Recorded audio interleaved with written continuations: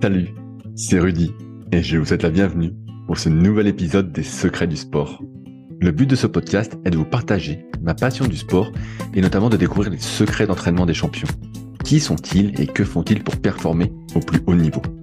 Aujourd'hui, je vous partage ma conversation avec Hugo Beuret, récent champion d'Europe d'aviron en poids léger.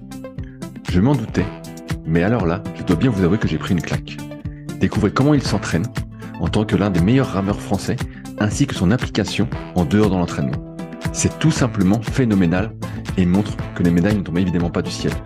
Je tiens à remercier Hugo pour son spirit et j'espère que vous vous régalerez autant que moi. Bonne écoute. Salut Hugo, t'as la forme ou quoi? Salut, ça va et toi? Ça va, tu reviens d'une sortie vélo? Comment ça fait que t'es pas monté sur l'eau ce matin? Ah, tout à fait, j'ai fait du vélo ce matin. C'est un peu la petite récompense, un petit peu la petite coupure du retour des championnats d'Europe qui avait lieu ce week-end. Donc du coup voilà, c'est un petit plaisir. J'aime bien le vélo. On n'en fait pas souvent à l'Aviron parce que le nouveau directeur veut pas trop qu'on se blesse ou qu'on chute. Donc du coup voilà, c'était une petite sortie plaisir. T'as fait ça tout seul? J'y suis allé avec le prépa physique du pôle et de l'équipe de France. J'ai vu, moi je connaissais pas du tout ce coin-là, ça a l'air assez plat. Il y a que du plat autour? Alors moi ce matin on est allé dans les Monts d'Or, donc du coup on a fait un petit peu de la grimpette, mais sinon autour du parc c'est assez plat. Par contre à 10 km ça commence à bien monter. Là tu reviens des Europes, t'as été champion d'Europe. Est-ce que, donc avant de savoir que ton coéquipier avait le Covid, est-ce que c'était pour toi, quand t'as appris qu'il avait le Covid, c'était quelque chose d'envisageable d'être champion d'Europe? Alors c'est vrai que j'étais engagé normalement en double et une semaine avant le championnat d'Europe, mon collègue a chopé le Covid, donc du coup on a essayé de faire forfait en double et de m'inscrire en skiff, ce qui a été possible. La FISA a été compréhensif là-dessus et a pu m'engager en skiff. On avait fait les sélections nationales un mois avant où j'avais terminé champion de France, donc je savais que j'avais les capacités en tout cas pour être médaillé sur ces championnats-là.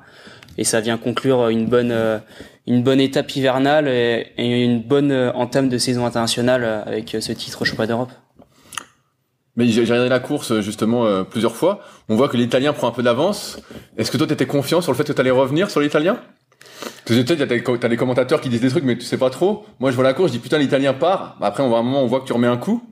T'étais confiant sur le fait que t'allais revenir? C'est ça en fait, on a parlé de vélo au début En vélo, il y a beaucoup de stratégies. Moi, j'aime bien mettre ça en place aussi à l'Aviron où je sais finalement gérer une stratégie et à m'adapter en course. J'ai pas de stratégie prédéfinie au départ et en fait, je pars et puis je m'adapte par rapport aux autres. Et je pense que c'est une force qui fait que j'ai pu aussi le battre à l'arrivée parce que je savais que j'avais les ressources nécessaires et qu'il fallait que je sois patient au fil de la course parce que je sais que les Italiens finissent mal et du coup je sais que moi je finis très bien, donc il fallait juste être patient, serein et puis attaquer au bon moment. Tu dis que les Italiens manquent de caisse d'aérobie? C'est ça que tu veux dire? Dans les derniers 200 mètres. Comment ça se passe la composition d'un équipage? Tu sais, j'avais vu un documentaire après les Jeux quand Jérémy Azou avait pris sa retraite. Et donc il y avait Pierre Ouin qui était un peu là, qui cherchait à faire un équipage, et on voyait dans le documentaire, je crois que c'est sur Canal+, tu sais, il y en a plein de coéquipiers étaient essayés. Toi là, tu rames avec Ferdinand, comment ça se passe une composition d'équipage? Est-ce que c'est les deux meilleurs au pige, au championnat de France qui sont pris pour faire l'équipage, ou il y a des affinités qui se font et tu dis je veux faire avec un tel? Alors ça c'était le cas avant, dans l'Olympiade dernière. Dans laquelle j'ai participé au projet. Maintenant, en fait, on a un nouveau directeur qui est arrivé, un consultant. C'est un Allemand de l'Est, Jürgen Grobler. Et lui, il a changé cette stratégie-là. Au final, il dit pour faire un bateau long, faut faire des régates de sélection en bateau long. C'est bien de faire le chemin de sélection en individuel, mais finalement, on veut le bateau qui va le plus vite en bateau long. Et donc, du coup, en fait, on travaille toute l'année sur des compositions différentes et on les teste. Et puis, c'est le bateau le plus long qui ira le plus vite au moment-là, qui sera sélectionné pour la compétition. Et vous avez tant de compétitions que ça pour pouvoir tester? On a des sélections en décembre en bateau. Après, on a toute la partie sélection individuelle de janvier à avril. Et après avril, la composition elle est déterminée pour le choix d'Europe. Et en fait, la composition elle est remise en question après chaque étape internationale, à se dire est-ce que le bateau a été performant? Oui. Il est reconduit pour la prochaine étape. Il n'a pas été performant. On change et on refait des sélections. Et est-ce que c'est pas perturbant parce que j'imagine que tu développes des automatismes avec ton partenaire? C'est sur la coordination ou sur comment il pousse. Tu vois, moi je viens du kayak, donc je vois que si tu fais avec un partenaire ou un autre, c'est pas tout à fait le même style. Est-ce que ça c'est perturbant aussi en aviron? C'est assez perturbant en fait. On va dire qu'il y a celui qui est devant, donc la nage, qui impose un rythme, et après il y a le 2, parce que nous on est que dans un bateau de 2, le 2 qui est vraiment dans l'adaptation à suivre vraiment la nage, et après qui arrive à s'employer au fur et à mesure qu'on fait des kilomètres, au fur et à mesure qu'on rame ensemble. Bon, l'adaptation elle est naturelle. Quand tu vois on fait une saison avec 5000 kilomètres, ça devient naturel à la fin de s'adapter à l'autre. Mais ouais, mais si, imaginons, je dis une connerie, que t'avais fait une mauvaise compétition aux Europes en double, et que l'équipage est remis en question et tu changes de coéquipier, là c'est la merde, faut que tu refasses 5000 kilomètres, ça se trouve avant d'être performant, ou alors à moins d'avoir une bonne surprise. Tout à fait, c'est pour ça que pendant le travail hivernal, on essayait de ramer avec tout le monde. Tu vois, là, nous on est sur un groupe de 3 pour préparer la qualif pour les Jeux, et on a tourné cet hiver avec les 3 bonhommes. Tout le monde a fait toutes les compositions possibles. Ok. Parce que même si un jour en compétition, je sais pas, du monde pour la qualif, on va dire que tu fais la compétition le jeudi, vendredi, qu'il y a quelqu'un qui se blesse dans le bateau le samedi, et bah il doit être remplacé, donc c'est le remplaçant. Et donc le remplaçant, faut qu'il les ramène dans le double.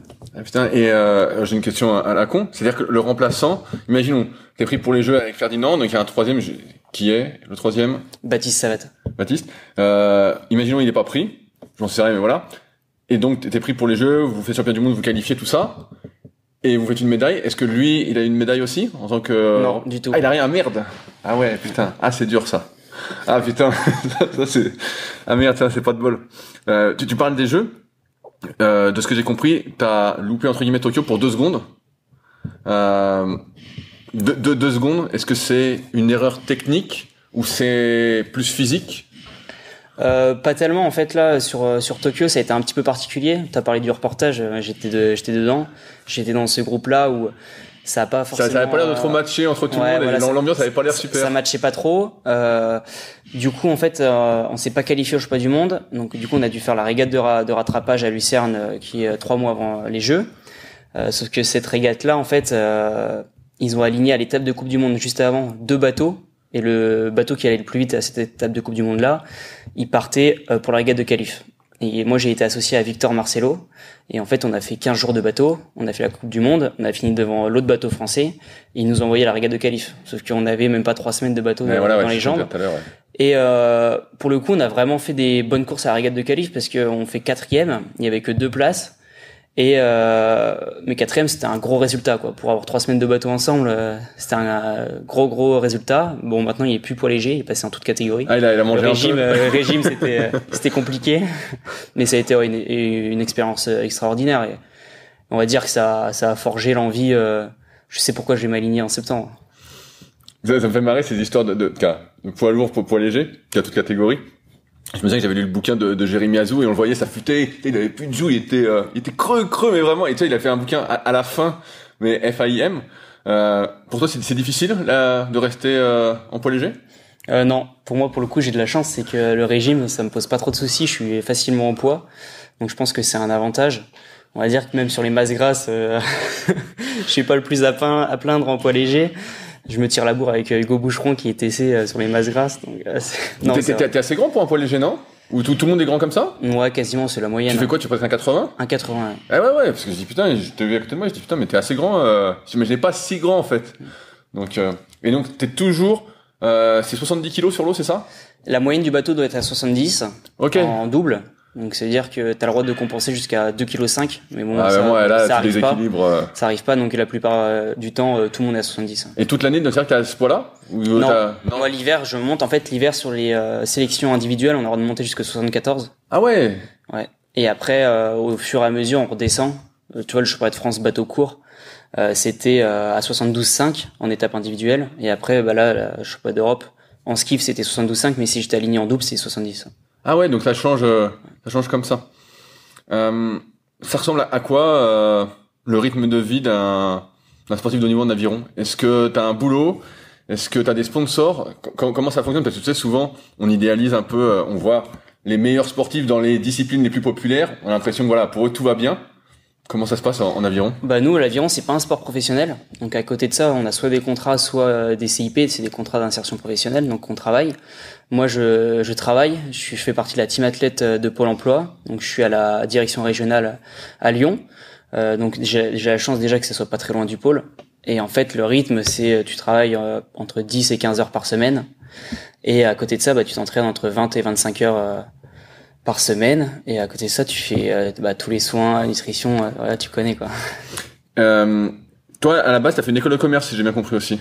J'ai fait un DUT Tech Deco. Ouais. Ok. Et ça, c'était pour faire quoi alors? À la base, t'avais une ambition avec ce diplôme ou? Non, pas du tout. Moi, j'ai plutôt fait ça comme ça. Puis après, en fait, c'est venu avec Pôle Emploi. Ça a bien matché. Et je te parle de ça parce que t'as lancé il y a pas longtemps Beurre Studio, donc qui est, tu me corrigeras, mais tu fais des super photos de tes camarades d'avion. Il y en a qui te prennent aussi en photo. Alors tu me diras qui te prend en photo, mais donc des super photos. T'as fait pas mal d'interviews sur Instagram, infiltré en aviron. Moi j'ai trouvé ça super.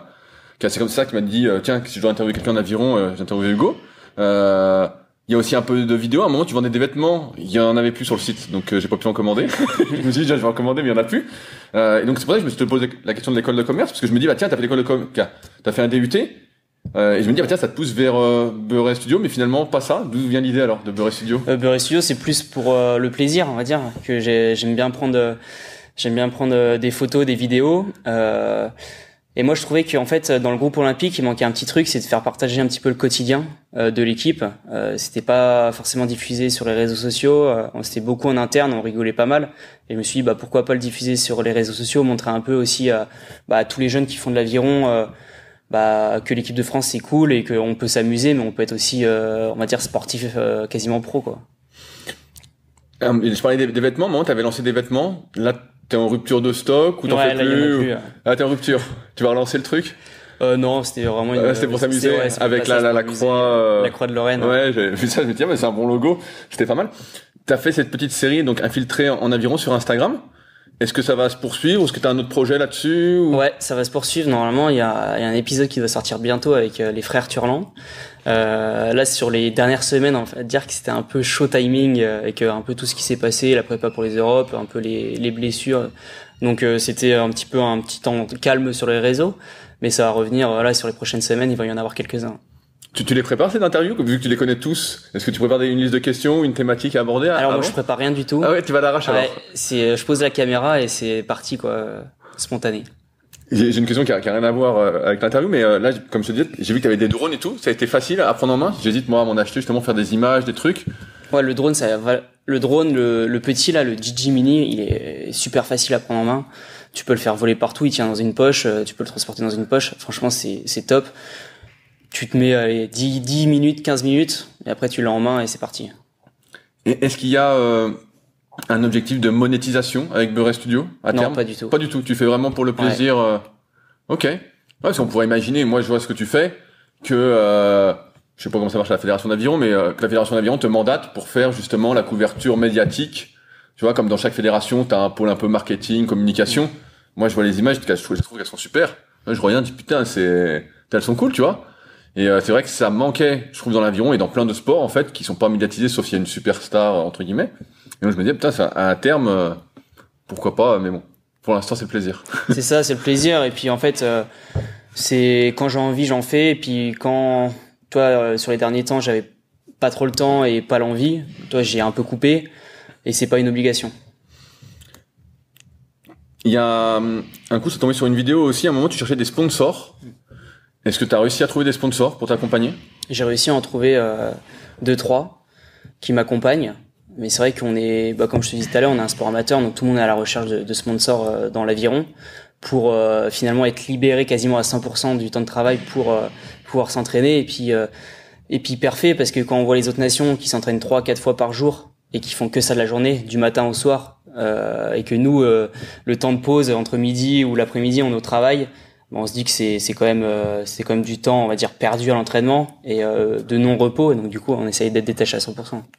Là, tout à l'heure, tu disais que tu travailles 10-15 heures par semaine à Pôle emploi. J'imagine que c'est un peu annualisé. Genre quand t'es en stage ou... Donc c'est vrai qu'il y a des semaines où tu fais 30 heures, quoi. Non, du tout. En fait, t'es comme sauvé. C'est 10-15 heures max quand je suis sur Lyon. Et quand je suis en stage, je suis libéré. Ok. Quand je suis en stage en compétition... j'ai eu peur. Je me suis dit, putain, je trouve que t'as des semaines de la mort. Non, du tout. Ça va. Tu parles de 3-4 entraînements par jour pour les autres nations. Mais de ce que j'ai cru comprendre, depuis qu'il y a le nouvel entraîneur, c'est passé un peu à ça pour vous aussi? Alors en stage c'est complètement ça. Par contre quand on est sur Lyon c'est toujours un petit peu plus compliqué. On y vient de plus en plus. de se dire toute la matinée on reste ici, on revient en fin d'après-midi. L'année prochaine, en tout cas pour l'année des Jeux, c'est à 100%, ça sera programme de stage toute l'année. Mais c'est vrai que c'est par rapport à ce qu'on a connu avant, où on avait un entraînement le matin, un entraînement le soir, et on avait toute la journée de libre. Ça change. On a augmenté le volume de manière considérable. Mais c'est finalement, pas considérable, vous avez doublé? Non, pas doublé, mais on a au moins rajouté 7-8 heures. Okay. Et, sauf que finalement, en fait, vu que c'est fait autrement, on fait moins de muscu d'endurance, on fait plus de la muscu lourde, et on remplace par du lactique sur l'eau. Et on va dire que les sorties sur l'eau, au lieu de faire un 20 km le matin, on va faire une fois 12, et après une fois 10 ou une fois 12. En fait, on fait plus de bornes le matin, mais vu qu'il y a une pause entre, ça passe mieux.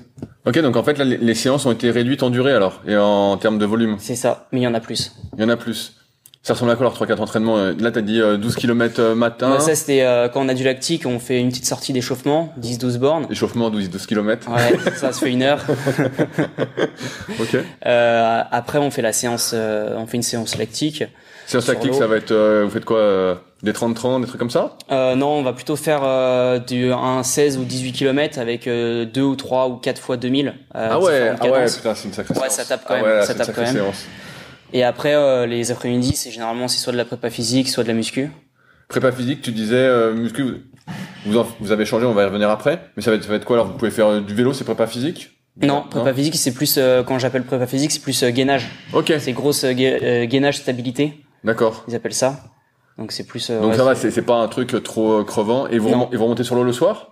Et alors quand on est en stage, on remonte sur l'eau le soir. Après, quand on est ici, c'est vraiment, on fait les après-midi, c'est soit de l'ergo ou soit de la muscu.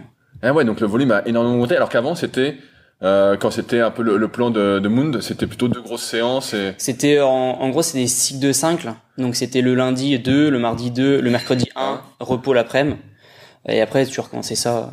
Alors que là, quand c'est en stage, c'est 3-4, 3-4, 3-4, et il y a quand même des après-midi de repos. Il y a le mercredi après-midi de repos. Et le dimanche? Et le dimanche, quand on est en stage, il n'y a pas repos, il y a entraînement. Quand on est à Lyon, il y a repos. Et quand on est en stage, il n'y a pas repos. Ah ouais, putain. Le mercredi après-midi, on a repos parce que le matin, on tape. En fait, on fait une sortie d'échauffement, 10-12 km sur l'eau. Et après, on fait un 30 minutes à l'ergomètre, à 20 cadences. Ok, putain, donc quand on appuie, entre guillemets. Quand force, quoi. Ouais, où on doit être à 4 millimoles de lactate, donc ça quand même. Ah ouais, putain, vous êtes au 2e seuil alors. Ouais, au 2e seuil pendant 30 minutes. Oh putain, c'est presque une séance. Ouais, ça tape. C'est presque la mort. C'est une séance de la mort. Ah, c'est une séance de la... Ouais, putain, 30 minutes. Et ça, on le fait toutes les semaines. Ah, toutes les semaines? Ouais, comme ça, on a un repère, en fait. Ah ouais, pour voir ton état de fatigue. Ça, exactement. Ah, c'est énorme. Et donc, vous faites la prise de lactate directement? À l'arrivée, ouais. À l'arrivée. Prise de lactate, on en fait tous les jours. Tous les jours, vous faites? On travaille que au lactate. Ah, c'est vrai, maintenant, vous êtes beaucoup lactate. Ouais. Le cardio, ça fait 6 mois que je l'ai pas mis. C'est vrai? Ah ouais, vous êtes que au lactate maintenant? Bah, il y a un peu tout ce débat, je sais pas si tu suis, mais t'en as qui aiment bien le lactate, t'en as qui suivent l'oxygénation musculaire avec notamment les MOXY, qui est le plus populaire. Il y en a qui suivent avec les masques directement pour les échanges gazeux. Vous êtes beaucoup lactate alors? Ouais, lactate, ouais. Et tu remarques une différence dans ta programmation des intensités d'entraînement avec le lactate? C'est en gestion maintenant. On va dire qu'avant, sur l'ancien programme, on tabassait tous les jours. On va dire, ok. Tu vois, on n'était jamais dans le contrôle. Alors que là, en fait, on va gérer par rapport à le matin. En fait, on doit remplir tous les matins. On doit remplir l'état de forme, le poids. Comment t'as dormi? Exactement, comment t'as dormi, ta qualité de sommeil.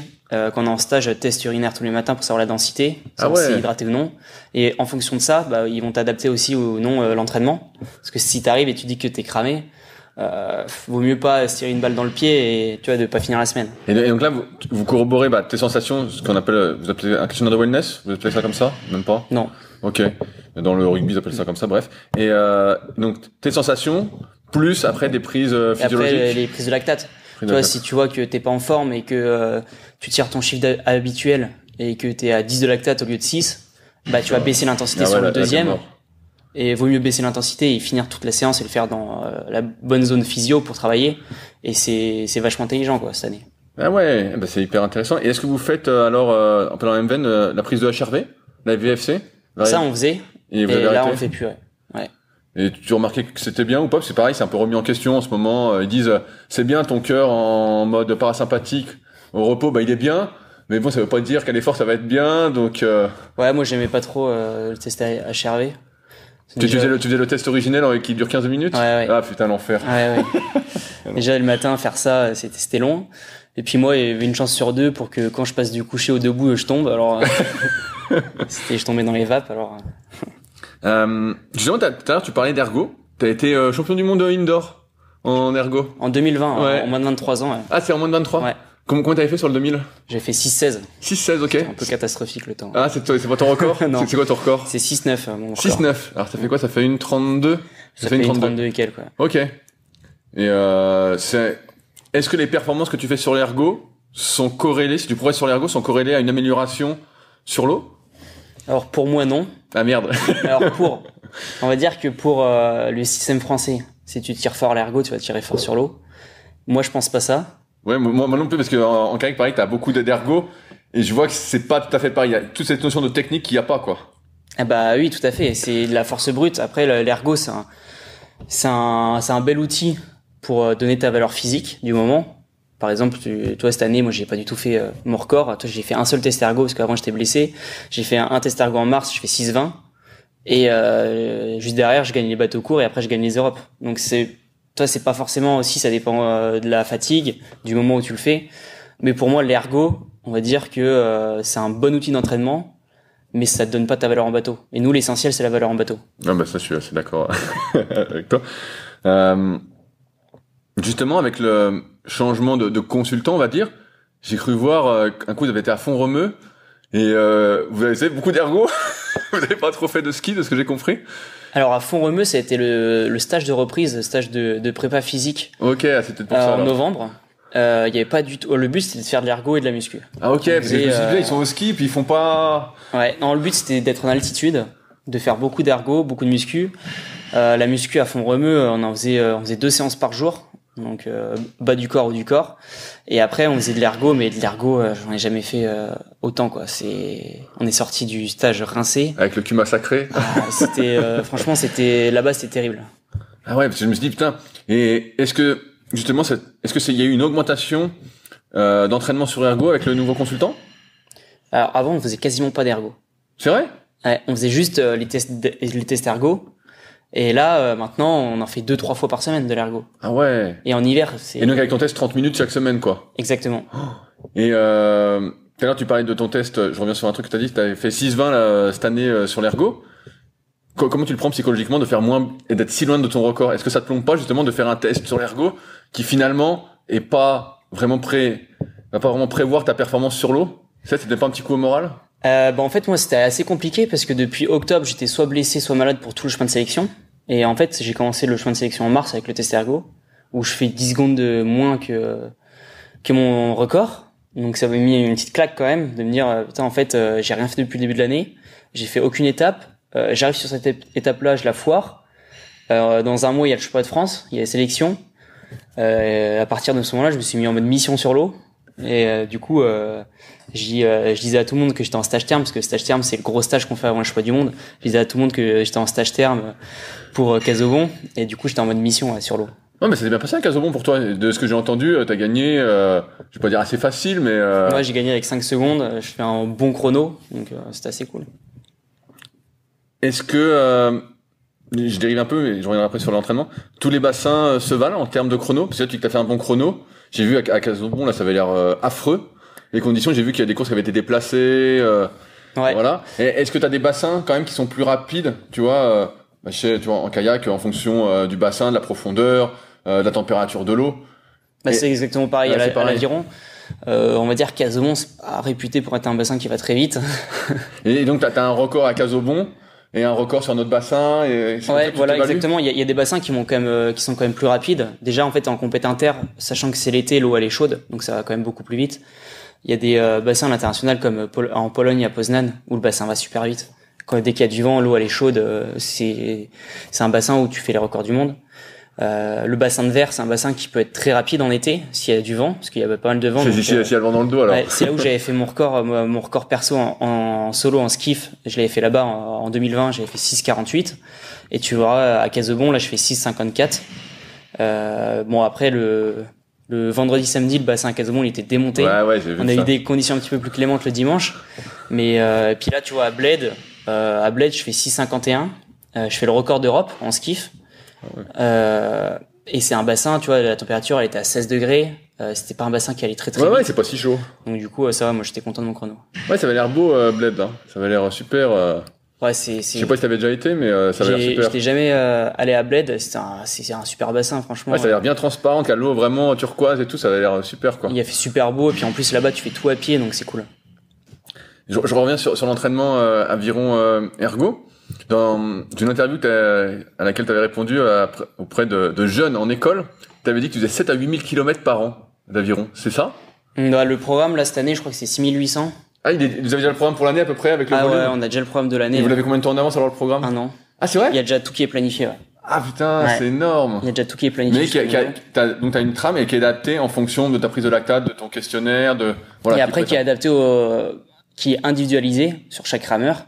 Tu vois, moi je fais quand même beaucoup moins de bateaux parce que je fais quand même aussi pas mal de vélo parce que j'en ai besoin aussi. J'ai pas forcément besoin de faire beaucoup de kilomètres en bateau, on va dire, pour être performant. Et j'ai besoin de m'aérer un peu l'esprit aussi, de pas être tout le temps sur la même chose. Parce que finalement, quand tu fais, on va dire, 120, 130, 140 km toutes les semaines au même endroit, ça peut vite être long et du coup, j'ai besoin de faire autre chose. C'est ce que j'allais dire, parce que là, tu m'as montré la salle de muscu où il y a tous les ergots face au miroir. Je me suis dit, si t'es pas en groupe, jamais tu le fais. Jamais. Parce que, pareil, avec un truc de muscu que j'avais, on organisait des compétitions. Et donc, j'avais le rameur. Et au début, j'avais dit aux gars, on va s'entraîner pour le 1000 mètres sur le rameur. Tu vois, je me dis, on va mettre une composante cardio pour les gars qui font de la muscu. Et en fait, personne voulait faire le 1000 mètres, quoi. Et donc après, moi, pour m'entraîner sur le 500, je faisais des fois un peu de long, mais je me disais, putain, tout seul, c'est dur. Et donc, je comprends ce besoin d'aération et ce fait d'être en groupe, quoi, pour les faire, parce que sinon, tu tires pas, quoi. Psychologiquement, l'ergo, pour moi, ça teste 30 minutes chaque semaine. Oh, putain. Ouais. Ah, c'est l'enfer. Ouais, le groupe, il apporte beaucoup. On le voit cette année avec les mecs sur l'état d'esprit qu'il y a sur le groupe. On a un petit groupe en équipe, on est 10, 11. Mais l'état d'esprit, il est top. Et du coup, là, on le voit aux Europes. Moi, j'ai gagné. Le 400, il fait médaille de bronze. Les autres bateaux, ça a été un petit peu moins bien. Mais bon, l'état d'esprit était là. Et donc, du coup, on va tous dans le bon sens. Ouais, bon, on voit, via notamment ce que tu fais avec Beuret Studio, on voit qu'il y a une bonne ambiance. On a l'impression que le groupe, c'est fun d'y être, quoi. Tu vois, on se dit, ah tiens, j'aimerais bien faire partie du groupe, quoi. De ce qu'on ressent extérieurement, hein. Tu vois, quand tu poses même les questions dans Infiltré en aviron, on voit que c'est la rigolade, quoi. On voit que des fois, tu poses des questions pour faire marrer. Tu parles de vélo. Est-ce que ça, c'est recommandé par le consultant, les entraîneurs, ou c'est plutôt toi qui te dis, je fais du vélo? Parce que pareil, je vois pas mal de vidéos aussi. J'ai vu des fois, t'as des athlètes qui sont blessés, qui font des tests sur watt bike. Est-ce que ça fait partie du programme général, ou c'est, on va dire, une petite prise de liberté par rapport à ce que tu ressens? Alors le vélo, c'est banni. C'est vrai? Par le consultant, c'est banni le vélo. C'est vrai? Le vélo sur route, encore plus. Pourtant, l'aviron, on est d'accord, tu me corriges, hein, je suis pas expert, mais c'est poussée et tirage. Donc tu peux dire que si t'améliores ta poussée avec les cuisses sur le vélo, ça va aider, car j'avais fait, petit aparté, les champions du monde indoor d'aviron sur 500 mètres il y a un moment, et j'avais fait du vélo une fois par semaine. Je trouvais que ça m'aidait, mais bon, j'ai pas le niveau olympique, donc... Moi, je pense que le vélo, c'est un bel outil qui fait beaucoup travailler le foncier. Moi, cet hiver, là, j'ai fait quasiment que du vélo de janvier à fin février. Ça m'a beaucoup aidé parce qu'en finalement, en fait, tout le programme qu'on fait en bateau, moi, je le faisais sur le vélo, donc le test 30 minutes. T'avais 30 minutes chaque semaine sur le vélo? Ouais. Oh, l'enfer! Les tests lactiques tous les samedis sur le vélo. Et en fait, on se mettait des charges énormes.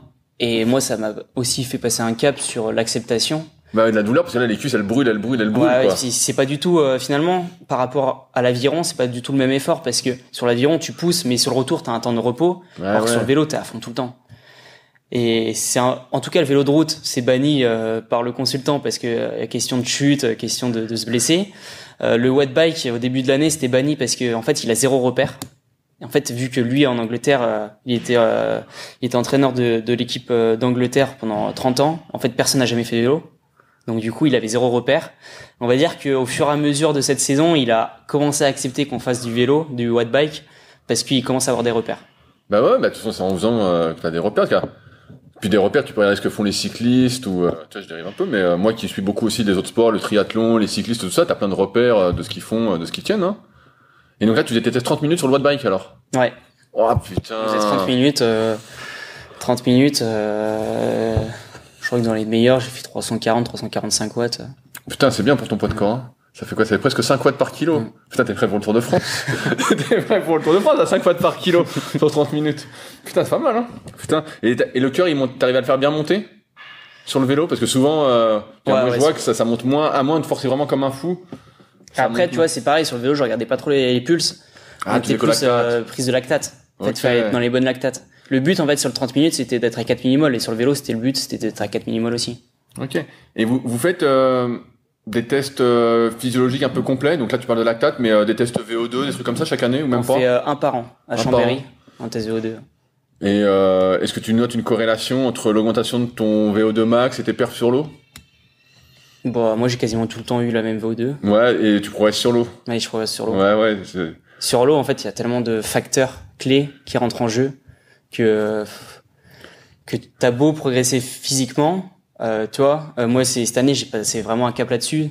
T'as beau t'entraîner, tu vois, 20-25 heures par semaine toute l'année, si le jour J la tête elle y est pas, tu vois, t'as beau travailler aussi la technique tout ça, mais si le facteur clé qui est là, la tête au départ, te dit ouais là j'y vais pas, bah tu peux pas faire une bonne course. Donc en fait moi cette année j'ai vachement travaillé sur la prépa mentale, à se dire à être prêt le jour J à la bonne course, et c'est ça qui m'a fait passer des caps aussi cette année sur être confiant et serein en course. Ouais, tu te demandes ça parce que on voit il y a de plus en plus de data, donc moi c'est mes discussions avec mes potes dans la prépa physique, il y a de plus en plus de data, t'as des montres connectées, t'as les bacs pour le sommeil, t'as tout, et à la fin tu te dis mais ok tu peux tout contrôler, mais finalement tu sais, t'as l'impression ok t'as progressé en VO2, t'as progressé fréquence cardiaque, tout, mais finalement ce qui compte c'est qu'est-ce que tu fais. Et moi j'avais fait des tests pareil, je dérive un peu, j'en fais un par an aussi. Et j'avais régressé sur l'ergo, mais sur l'eau, j'avais gagné genre 1 minute, quoi, sur mon 2000, quoi. Et donc, je me suis dit, putain, mais c'est pas du tout, c'est pas du tout pareil. Je me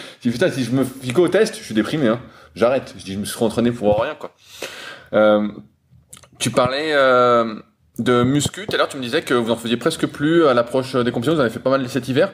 Pareil, ça, j'ai l'impression que ça a changé parce qu'après, avant, vous étiez, les rameurs étaient reconnus pour le fameux circuit, le C2. En force, endurance, des séries méga longues, endurance de force, c'est vraiment super long, des trucs affreux, quoi. Vraiment un truc affreux qu'il faut faire en groupe, hein, sinon tu le fais, car moi je le fais pas non plus. Ouais, exactement, c'était les C2, c'était, moi j'appelais ça la muscu de la mort. Ouais, voilà. C'est vraiment le truc que je détestais. Des 40-50 reps partout, en circuit, tu t'arrêtes pas, c'est l'enfer. Ouais, c'est l'enfer. Ça fait 1 an et demi que j'en ai pas fait. On est plus passé sur de la muscu lourde. C'est quoi muscu lourde? Alors vous faites des séries de 5, 6? Ouais, de 4x5, 4x6. L'hiver, tu vois, c'était du 4x10. Ah ouais, donc vous faites plus du tout d'endurance de force alors en muscu? Non, plus du tout. C'est remplacé justement par du lactique sur l'eau pour finalement faire vraiment plus notre sport, spécifique. quoi. Faire du spécifique. Mais ça, c'est une question que je me posais aussi. C'est peut-être que ceux qui nous écoutent pourront témoigner ou pas. C'est pareil dans beaucoup de sports où c'est l'endurance de force. On va dire l'aviron, c'est 6 minutes, 7 minutes. Donc c'est quand même une grosse composante aérobie. Tu le fais déjà sur l'eau. Est-ce qu'en faire en plus en muscu t'apporte un gain? Tu sais, moi je suis pas convaincu que tu puisses t'adapter à une surcharge de volume. Donc là, bah, en gros, t'as pas ralenti, quoi. Sur l'eau. Bah non, bah, j'ai envie de dire que je pense que je vais même plus vite parce que on est sur, on répète de la cadence de course chaque semaine et finalement, ça nous aide, le jour de course à être prêt et se dire, tu vois, d'habitude, Casobon, c'était le championnat de France bateau court, c'était notre première course de l'année, un 2000. Et avant, sur les entraînements, on faisait que de la muscu, que de la basse cadence et on arrivait aux sélections nationales et c'était notre première course de l'année. Et on avait 0 repère. Alors que cette année, Casobon, on a déroulé parce que tous les samedis, on fait 3 à 4 fois 2000. Tous les mercredis, on fait un 30 minutes où on se met une charge. On arrive à Casobon, on se tous dit, là, en fait, on fait 1 fois 2000 par jour, c'est la rigolade. Ah ouais, bah non, mais c'est super. Tout ce que tu me dis, bah, c'est top, hein. Et donc, en muscu, est-ce que t'as pris de la force en faisant des séries plus courtes? Bah moi j'ai pas trop fait de tests max là sur ces derniers temps. Mais c'est sur tes séries, si tu fais tes 4x5, tes 4x6, tu vois que t'es meilleur? Ouais, sur 4x5, 4x6 depuis le début de l'année, j'ai quand même bien progressé. Je vois surtout à la presse parce que moi je fais pas de squat.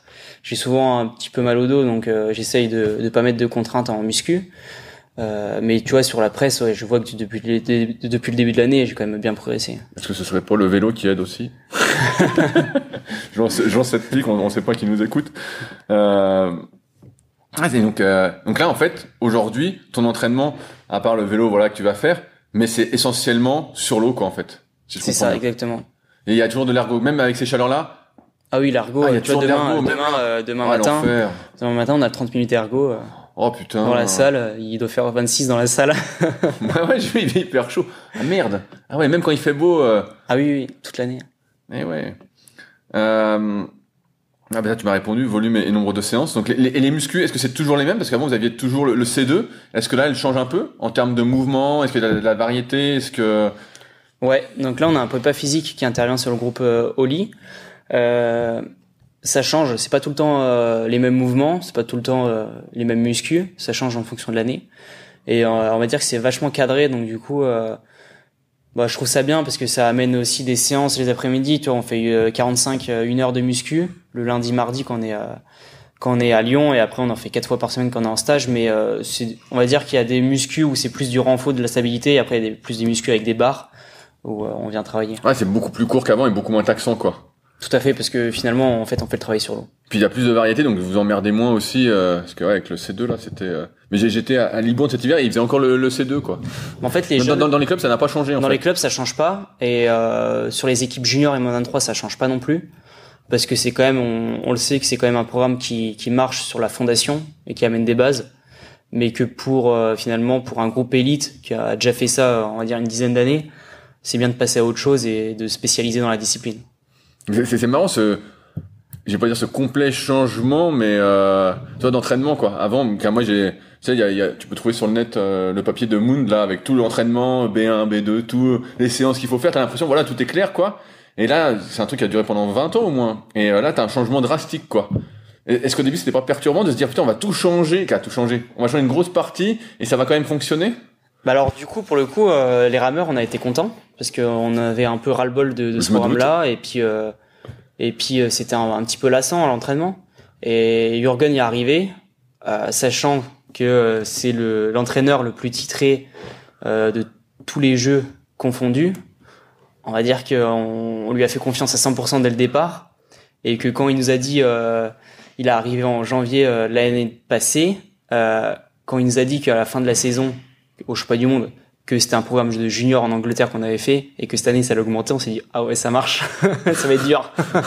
Ah, et donc le volume a monté drastiquement, quoi. Ouais. Ah putain. Tu parlais de blessures, c'est le dos où t'as mal? Ouais, moi j'ai souvent des petites blessures. C'était en janvier, j'avais un petit souci au niveau des côtes, sur un nerf qui était un petit peu irrité. Ok. Donc, voilà, et c'est arrivé comment? Une petite surcharge d'entraînement, je pense. Mais sinon, ça va? Sinon, impeccable. C'est quoi les blessures, les principales blessures en aviron? Moi, j'ai tendance à penser que c'est le dos. Ouais, c'est vachement c'est le bas du dos qui prend le plus. On va dire que sur l'ancien programme, moi, j'étais beaucoup plus blessé que ça. On va dire que j'avais beaucoup de déchirures musculaires. Tu vois, c'est vrai? Ouais. Toi, moi, franchement, les muscles d'endurance, le C2, moi, ça me fait... Ouais, tu fais tellement de reps. Moi, j'imagine que tu fais tellement de reps, à la fin, tu bâcles le mouvement, t'en peux plus. Ça me faisait pas kiffer, et du coup, j'ai eu beaucoup de déchirures musculaires au pec, aux ischios. Et là, sur le nouveau programme, on va dire qu'il y a moins de blessés, mais on va dire qu'il y a plus de fractures de fatigue. C'est-à-dire les fractures de fatigue, fractures de côte. Là, il y en a eu 2-3 cette année. Tu crois que c'est le coup je pense que c'est l'ergo. Tu vois, l'ergo, clairement, tu prends un mur devant, donc c'est faire plus d'ergo. Je pense que les fractures de fatigue, elles viennent de là. Il y a pas de souci aux genoux, aux épaules? Ça va? Tout. Ouais, c'est pas courant. Tout à l'heure, tu parlais d'alimentation, tout ça. Comment ça se passe pour toi, l'alimentation? Bon, on est suivi au niveau alimentaire. En plus, moi, du coup, je suis dans une catégorie poids léger, donc on va dire qu'on doit faire un petit peu plus gaffe à l'approche des compètes pour vraiment être au poids, parce qu'on allait peser 2 heures avant chaque course. Donc, c'est-à-dire qu'il faut vraiment être au poids et il faut pas jouer sur l'hydratation. Donc, c'est un rôle clé dans la prépa. C'est un axe où on s'y est mis fort cette année, quand même, avec les moyens. La NS, elle a beaucoup ouvert de moyens sur les groupes Oli en France pour les jeux, et ça a été un axe clé cette année. Et je pense que ça joue aussi. Si tu fais le taf tous les jours sur la nutrition, ça va le faire en compète, parce que finalement, quand tu prépares la compète, comment tu fais pour te préparer à la compète? Tu te prépares à l'entraînement. Si à l'entraînement t'as pas le carburant nécessaire pour t'améliorer à l'entraînement, tu peux pas être bon en compète. Donc si tu joues le jeu toute l'année sur l'alimentation, forcément tu vas prendre des crans aux entraînements, et forcément tu vas être meilleur en compétition. Et ça faut le comprendre, quoi. Ça ressemble à quoi alors, une journée de diète dans ton assiette? Bah en fait finalement c'est de tout. C'est de tout, mais il faut manger. Est-ce que tu pèses de ce que tu manges ou pas jusque-là? Non, moi je fais pas ça. Comme tout à l'heure, tu parlais du bien-être un peu psychologique, pour ça je te pose la question jusqu'où tu vas sur la diète. Est-ce que ça t'arrive de boire de l'alcool? Ouais, ça m'arrive. Bah, quand c'est la fête? On va dire que après la victoire? Les soirs de médaille, généralement, c'est arrosé. Mais ouais, on va dire qu'on met une approche un petit peu plus stricte à l'approche de compétition où, tu vois, avant les Europes, moins de sauce, on essaye de manger un petit peu plus de légumes, pour vraiment être bien. Quand tu entraînes 3-4 fois par jour, comment tu fais pour manger? Parce que si tu fais un vrai repas, car moi, je m'imagine, je m'entraîne 4 fois par jour et que je fais un repas du midi normal, j'ai mal au bide, quoi. Je peux pas me rentraîner tout de suite. Alors, c'est pour ça que ça a changé, en fait. On fait un petit déj à 8h, un deuxième petit déj à 10h, un repas à 13h, un goûter à 16h, et un repas à 19h, et une collation à 21h. Ah ouais, vous mangez toute la journée, là, alors? Ouais. Mais alors, que des petits repas? Que des petits repas. En fait, on connaît plus, de 3 repas où on mange bien. Là, c'est vraiment, on va dire, des collations toute la journée. Ah ouais, donc des fois tu peux manger 3 fois rien. C'est quoi un deuxième petit déj alors? Deuxième petit déj, si on rentre de la sortie au pôle, on se fait des œufs, pain, café, jus d'orange, puis voilà. Ah ouais, putain, que des petits repas alors. Et ça te frustre pas ça non plus de non. Se dire Non, parce que ça apporte le carburant nécessaire pour chaque séance. Est-ce que tu prends des compléments alimentaires? Sur les compléments, moi, c'est plus, tu vois, vachement de glucides. Tu prenais des glucides pendant l'entraînement? Ouais, boisson d'effort, gel. Ah, comme des cyclistes alors? Ouais, exactement. Je fais exactement le même protocole que cycliste, tu vois. Arrivée de course, un gel dans la bouche, récup coca. Moi, je suis vachement là-dedans. Bah, tu vois, faut que tu manges plein de calories. J'imagine avec 4 entraînements par jour, t'es obligé de manger comme ouais, on crame pas mal de calories. Et puis finalement, en fait, le protocole glucides à l'entraînement, il apporte, tu vois, sur les séances lactiques du samedi, quand on fait 4 fois 2000, il faut avoir de l'énergie, tu vois. Et ça veut dire que tu prends combien de glucides alors pendant la séance? Bah, par exemple, sur une séance lactique comme le samedi, où on fait haute intensité 3-4 fois 2000, je suis quasiment à 80 grammes par heure. Ah ouais, putain, ouais, t'es comme les triathlètes alors. Ouais. Ah ouais, tu montes. Et est-ce que t'as dû t'entraîner pour arriver à prendre ces 80 grammes de glucides? Tu sais, il y a tout ce truc d'entraînement de l'intestin, de l'estomac, où faut monter progressivement. Toi, ouais. T'as mis direct 80 ou t'as fait non, j'ai monté progressivement. En fait, avec le diète, avec Valentin, on a fait ça fait 1 an qu'on fait le protocole. Et là, tu vois, je suis vraiment sur des doses, on va dire, pour moi, qui me paraissent élevées. Ouais, et bah, pour lui, ton poids, ça me paraît élevé. Et pour lui, c'est du basique, quoi. Si je peux en prendre plus, il sera content. Ouais, j'ai entendu que les Norvégiens montaient, Blumenfeld et Iden, là, au triathlon, montent à 120 grammes par heure, les gars, sur l'Ironman. Ça m'étonne pas, hein. Ouais, donc c'est énorme. Ah, 80 grammes, putain, mais c'est intéressant. Et est-ce que tu prends d'autres compléments, genre des trucs santé, genre des oméga 3, des vitamines, des trucs comme ça? Non, pas du tout. Rien de rien? Non. T'as pas encore poussé le côté micronutrition? Non, du tout. Pas encore. Est-ce que tu vois kiné, ostéo, tout ça? Alors kiné, ostéo, finalement c'est le plus important. c'est ce qui aide à rester debout la semaine. Quand on est en stage, c'est plus simple parce qu'il y a kiné, médecins qui sont là tout le temps. Donc on fait une séance par jour. Ah, une séance par jour? Ouais, en stage c'est une séance par jour. Et ça consiste en quoi? C'est des massages? Moi c'est plus tu vois, mobilisation, tu vois, des trucs des fois qui ont bougé, un petit claque, mais sinon après les séances lactiques, massage des cannes. Et au quotidien sur Lyon, j'essaie quand même de faire 2-3 fois par semaine. Donc t'as un kiné attitré ici qui vient au pôle, ouais, exactement. Ah, il vient au pôle et tout. Vient au pôle, ouais. T'es plus kiné que ostéo? J'aime bien l'ostéo de temps en temps. L'ostéo il vient toutes les 2 semaines au pôle. Tout à l'heure tu parlais de prépa mentale. Est-ce que c'est quelque chose que tu fais? C'est quelque chose que je fais depuis 2018. Ah ouais, donc ça fait un petit moment que tu t'es mis dessus. Et qui, je t'ai dit tout à l'heure que j'ai vraiment mis un axe là-dessus cette année, avec beaucoup de visualisation, beaucoup de méditation avant les courses, et pour finalement arriver, on va dire, sur les courses. On va dire qu'avant, j'arrivais sur les courses dans un tempo, je me disais, je vais éclater tout le monde, j'en ai rien à faire de qui est à côté, je pars à fond. J'ai un peu changé cette stratégie-là de me dire, finalement, on prend le temps. Toi, on va dire que les mots-clés en course, c'est calme, serein et à l'attaque quand je le sens. Et alors qu'avant, j'étais sur le départ. T'étais stressé, t'y allais trop vite. Ouais, je partais à fond, au 1000, j'explosais, tout le monde me passait devant. Et tu fais ça régulièrement? C'est quoi la fréquence? Est-ce que tu fais un peu au besoin ou t'as une fréquence là-dessus? Alors, en période de compétition, la médite, ouais, j'en fais tous les jours. Ah ouais. Et après, quand je suis sur Lyon et quand il n'y a pas trop de compétition, j'en fais quand j'en ai besoin. Quand tu dis méditation, tu fais un truc un peu guidé comme avec Headspace ou Calm, ou tu fais vraiment tout seul sans rien? Ouais, je fais avec Petit Bambou. Ah, Petit Bambou, tu ouais, fais, il ok, y en a 2-3 qui sont pas mal, que j'aime bien. Ok, donc t'as l'abonnement et puis tu fais... Ouais, c'est ça. Ok, putain, intéressant.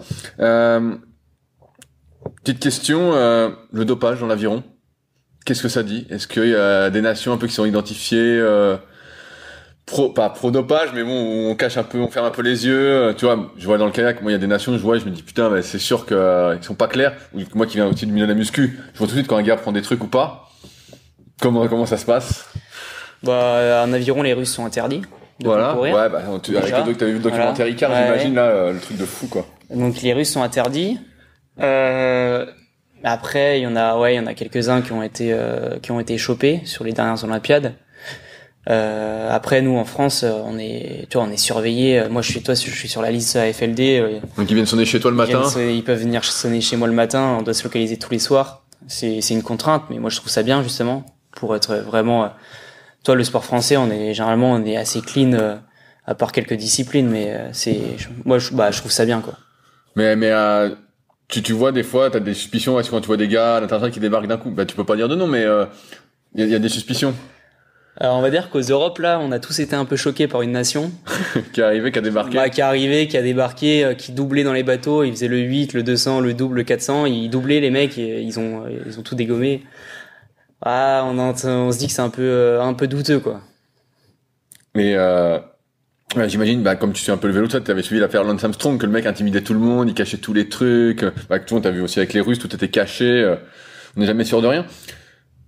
Est-ce que c'est pas frustrant quand tu vois ces athlètes possiblement dopés qui peut-être peuvent te battre, parce que finalement l'aviron c'est quand même faut quand même une sacrée persévérance, hein. Tu deviens pas champion du jour au lendemain, faut t'entraîner, t'as bien expliqué en quoi ça consistait, hein.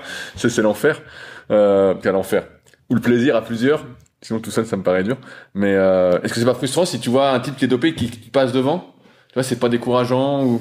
Après tu sais pas, après toi, il y en a qui se sont fait retirer leur médaille. Et là, je pense que c'est à ce moment-là, quand t'es dans leur catégorie, tu te dis, putain, ça fait chier, quoi. Mais non, quand t'es en course, tout le monde est équitable, tu vois. Tu t'es au départ. Il y a un dernier point que je voulais aborder, c'est l'histoire de la morphologie. Moi, quand je te vois que t'as des longs bras, des longues jambes. Toi, t'as commencé par la gym. Tu t'es mis à l'aviron, je crois, c'est à 12 ans. Est-ce que t'avais tout de suite plus de facilité que tes compagnons d'entraînement ou pas? Dans le sens où est-ce que la morphologie t'as aidé dès le début, tu vois? On va dire que je venais de la gym, je suis débarqué à l'aviron et tu vois, quand je suis monté en bateau, je me suis jamais retourné. T'es jamais tombé? Non, je me suis jamais retourné. C'est vrai? Ça c'est énorme, mais même avec les bateaux que tu m'as montré tout à l'heure, là, le truc tout rond là? Jamais. Et moi je me suis jamais retourné. Donc tu sais nager quand même? Ouais. Donc je pense que tu vois, la gym ça a quand même beaucoup aidé sur l'équilibre. T'en faisais beaucoup de gym? Ouais, j'en faisais quand même pas mal. C'est-à-dire, tu faisais 2, 3, 4 fois par semaine? Ah non, j'en faisais beaucoup plus. Ah ouais, donc t'étais limite sport-études gym alors? Non, pas à ce niveau-là, mais j'étais, tu vois, on allait au championnat de France en gym, tu vois. Ah, t'y allais tous les jours, quoi, en gym? Ouais, quasiment. Ouais. Ah ouais, donc t'avais déjà une super proprioception de ton corps. Ouais, ça a changé pas trop avec l'aviron, quoi. Quand j'ai débarqué à l'entraînement d'aviron, avec le nombre de séances, ça a pas trop changé. C'est plus ça qui t'a aidé? Tu penses que ta morphologie, justement, est un peu longiligne? Ouais, je pense que moi, c'est ce qui m'a beaucoup aidé, c'est l'équilibre et l'adaptation, tu vois. Je suis arrivé dans le bateau, j'avais déjà tout de suite me démerder. Ah ouais, j'ai essayé une fois l'aviron, comme j'avais fait de l'ergo à crever une saison, et j'ai vu que c'était pas du tout pareil que l'ergo. Je dis, ah oui, c'est pas du tout, ah ouais, ça a rien à voir. Pas du tout la même proprioception. Ça n'a rien à voir. Ouais, donc c'est pas vraiment la morphologie qui t'a, parce qu'on voit, il y a une morphologie un peu type du rameur ou de la rameuse. C'est long bras, longues jambes. Et on voit que et en plus grand. Tu vois, là, tu fais 1,80 pour un poids léger. Il y en a qui sont plus grands? En poids léger, ouais, il y en a d'autres nations, il y en a qui sont immenses. Bon, c'est vrai, il y en a qui en poids léger qui font 1,90? Ouais, qui font, qui a 1,86, 1,87. Ah ouais, putain. Et qui sont maigres, laisse tomber. Ouais, je me doute, elle fait 70 kilos pour 1,87. On va dire que moi, j'ai des grandes jambes. Et ça aide quand même pas mal dans le geste de l'aviron, à être long, quoi. Bah ouais, tu peux aller chercher long. T'as des longs bras aussi, on voit, pour être plus long, mais ils sont quand même pas mal longs. Ils sont pas mal longs. J'arrive un peu au bout de mes questions. Est-ce que toi, il y a des sujets que tu voulais aborder qu'on n'a pas abordé? Je pense qu'on a fait le tour. Hein. Donc là, prochaine étape pour toi, c'est championnat du monde, avec en espérant la qualif. Il y a le championnat du monde en septembre, qui est la qualif pour les Jeux. C'est à Belgrade. Faut que tu finisses dans les combien? Dans les 7. Dans les 7. Dans les 7 premiers. Donc, plutôt confiant? Va falloir pousser. Hein. Ouais, dans les 7, moi, je sais pas, je vois de l'extérieur, je me dis, ça va le faire dans les 7, normalement. On va s'entraîner. Et avant ça, on a 2 étapes de Coupe du Monde pour se mettre en raccord avec le Bino, à Varèse et à Lucerne. Il y a combien de Coupes du Monde par an en avion? Il y en a 3. Il n'y en a pas beaucoup. Non, alors... il n'y en a pas beaucoup, et la France, on en fait que 2. Ah bon? Ouais. La première, on la fait pas parce qu'elle est trop tôt dans la saison. Et c'est trop proche des sélections nationales. Ok, donc championnat du monde dans les 7.